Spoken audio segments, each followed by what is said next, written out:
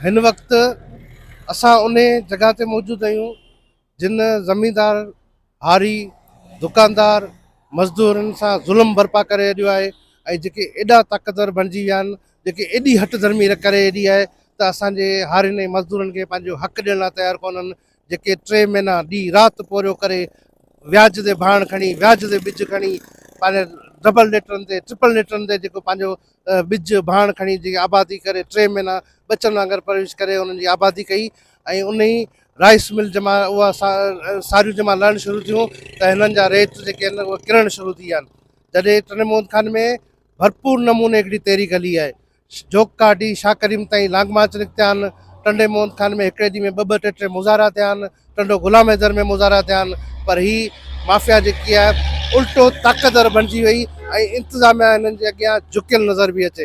इंतिज़ामिया हिननि खे कुझु चवण लाइ तयारु कोन्हे। ही जी खपे ईअं कनि छो त हिननि जी गठजोड़ पाण में लॻी पई आहे, हिते चूंडियल नुमाइंदे जी गठजोड़ लॻी पई आहे।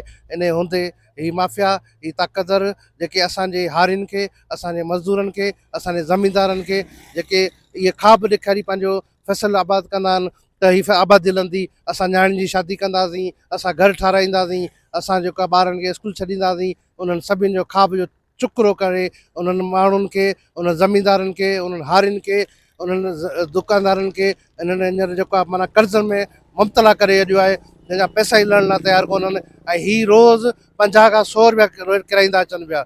जॾहिं खां तेरी गली आहे 2400 ते 2500 ते रेट्रो, हींअर 2200 ते अची किरायो अथनि, 2100 ते अची माना किरायो अथनि। त इन करे त हिन ख़बर आहे त असांखे कुझु कोन थींदो, असांखे केरु पुछण वारो कोन्हे, केरु नोटिस वठण वारो कोन्हे।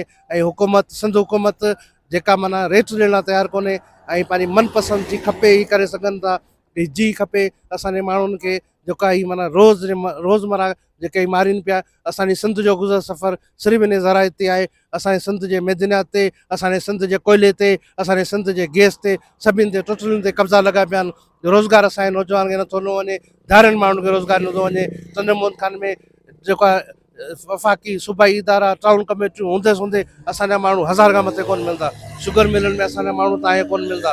राइस मिल जेके 100 खां मथे हिते अची चुकियूं आहिनि, पर उनजे बावजूदि असांखे को बि रेट कोन थो मिले छो त हिनखे ख़बर आहे त असांखे केरु चवण वारो पुछण वारो कोन्हे। पर निजी आयज़ इन ज़मींदारनि जो, इन हारियुनि जो, इन दुकानदारनि जो असांजो गुज़र सफ़र इन ज़राइत ते आहे। असां हिननि जो भरपूर आवाज़ उथारींदासीं। जेसिताईं हिननि खे हक़ नथो मिले असां पंहिंजो आवाज़ हिननि जो उथारींदा रहंदासीं, ख़ामोश न वेंदासीं।